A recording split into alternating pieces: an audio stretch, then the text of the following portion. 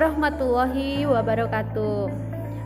Kembali lagi ke mata pelajaran prakarya kelas 9 anak-anak. Baik, Bu Olive akan menyampaikan terusan dari materi sebelumnya, yaitu pengolahan hasil peternakan dan perikanan di bagian 4 ya. Karena kita sudah lebih dari 4 pertemuan. Di bagian 4 ini Bu Olive akan menjelaskan tentang bagaimana kita mengemas makanan dengan baik. Sebelum Bu Olive masuk pada materi, lebih baik kita mengucapkan basmalah bersama-sama. Bismillahirrahmanirrahim. Di bawah di slide ini terlihat ada di 3.1 masih sama materinya, kemudian tujuan pembelajarannya juga masih sama anak-anak.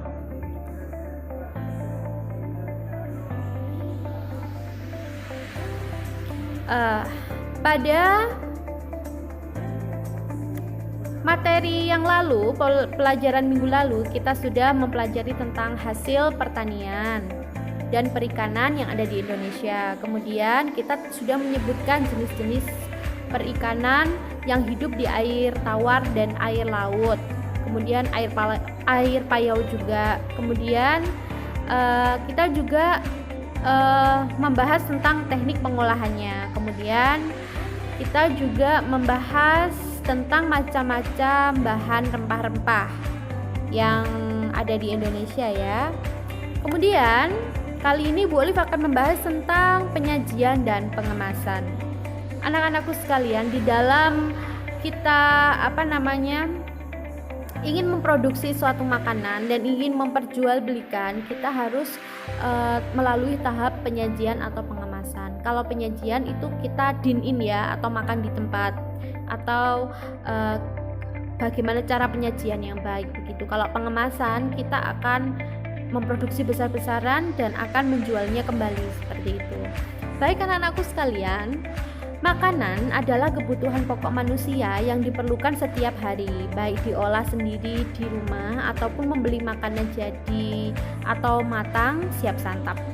Salah satu yang mempengaruhi konsumen memilih atau membeli suatu makanan adalah cara pengemasannya. Makanan adalah cara untuk menyuguhkan makanan kepada orang untuk diperjualbelikan yang telah ditata berdasarkan komposisi warna, tekstur, bentuk, rasa, aroma, dan alat atau kemasan sajian makanan tersebut. Jadi itu sangat mempengaruhi kita bagaimana cara mengkonsumsinya, begitu anak-anak ya. Kemudian tujuan pengemasan makanan adalah sebagai berikut. Yang pertama, melindungi isi makanan dari benturan cuaca dan mikroorganisme dengan pemilihan material untuk kemasan yang tepat serta desain bentuk dan struktur yang baik. Jadi anak-anakku sekalian, kalian kalau ingin mengemas makanan tuh harus dilihat dulu ya desain kemasan atau materialnya agar cocok dengan pengemasan makanan yang akan dikemas seperti itu. Kemudian yang B, menjadi daya tarik dan pembeda dari berbagai jenis dan merek makanan.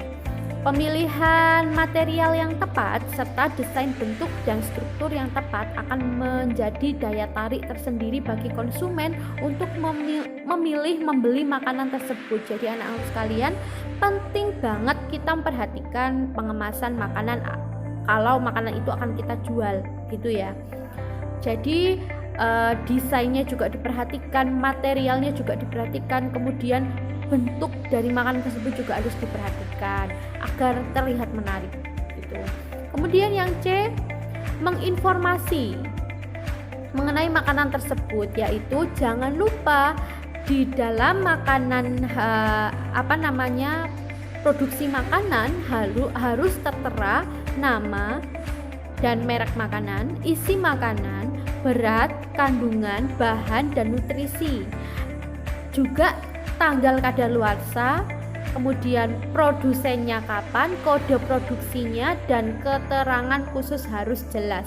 Jadi ketiga ini harus benar-benar jelas ya diperhitungkan untuk kita ingin membuat suatu kemasan makanan. Seperti itu anak-anak.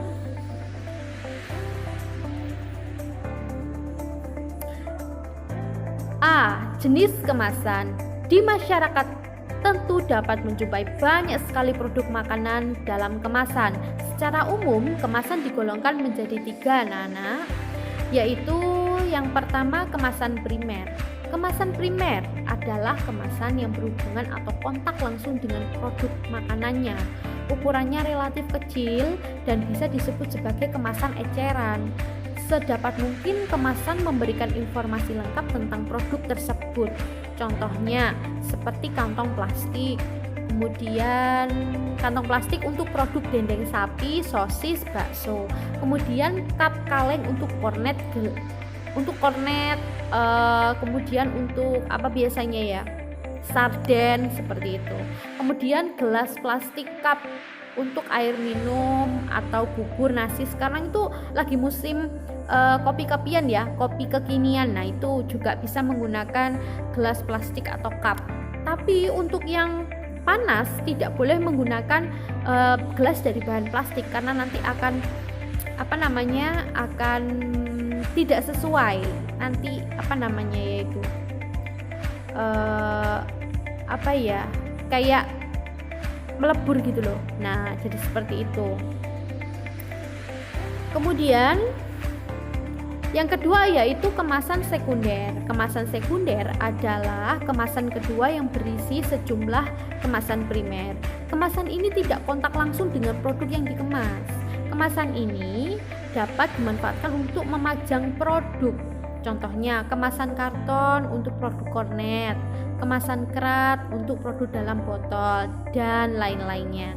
Nah, biasanya itu yang tidak langsung bersentuhan dengan makanannya ya, ini tadi bisa karton, kardus, kemudian kaleng, kerat, dan lain-lain. Kemudian yang ketiga adalah kemasan tersier, atau kemasan tersier adalah kemasan yang diperuntukkan sebagai kemasan transport atau distribusi apabila makanan akan dikirim ke tempat lain, contohnya kontainer dan kotak karton gelombang. Nah, dan masih banyak lagi. Kontainer itu termasuk kemasan tersiernya ya, gitu anak-anak.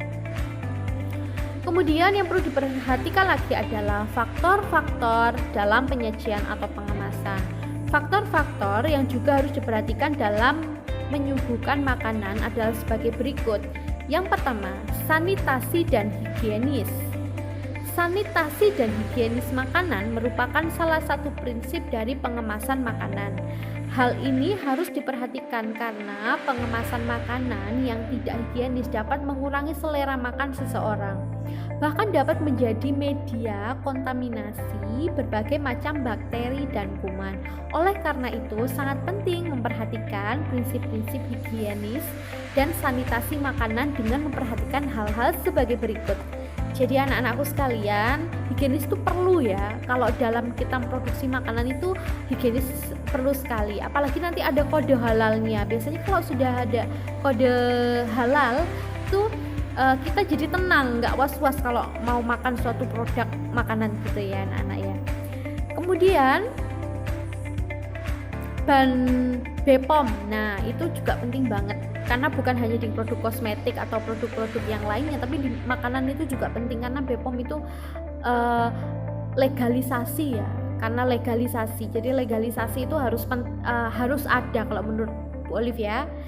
Kemudian setiap jenis makanan, yang pertama yang A, setiap jenis makanan ditempatkan dalam wadah terpisah dan diusahakan dalam keadaan tertutup pada saat penyajiannya agar antar jenis makanan tidak tercampur dan terkontaminasi oleh bakteri atau kuman. Hal ini dapat memperpanjang masa penyajian makanan. Jadi anak-anakku sekalian, kalau misalnya jual bakso aci, jangan langsung dicampur sama bumbunya. Jadi ada bungkus bumbu sendiri, ada bungkus bakso aci sendiri gitu. Kemudian tambahan-tambahan sayuran atau bumbu yang lainnya, nah atau saus-sausnya itu harus disendirikan karena nanti kalau mereka bercampur mudah bau atau mudah ada bakterinya, seperti itu anak-anak. Kemudian yang B, makanan yang mengandung kadar air tinggi atau kuah baru dicampur pada saat menjelang dihidangkan untuk mencegah makanan cepat rusak. Contohnya penyajian bakso, soto, atau siomay, sebab umumnya makanan ini mudah basi dan dapat mengubah cita rasa. Jadi nanti kalau sudah basi itu cita rasanya berbeda anak-anak. Jadi kalau dalam kemasan itu lebih baik kita pisah. Kalau kita ingin bisnis online bakso gitu ya, jadi kita harus baksonya itu kita ini sendiri, yang kuahnya terpisah, kuah sendiri, isian bakso sendiri, sayur sendiri, mie sendiri, sambalnya dan yang lain-lain sendiri. Jadi nanti kalau tidak terkontaminasi itu tidak mudah bau, begitu anak-anak. Kemudian yang C yaitu beberapa hidangan makanan nikmat disajikan masih dalam keadaan panas seperti sup, bakso, ataupun soto. Jadi anak-anakku sekalian, kalau kalian ingin berbisnis bakso,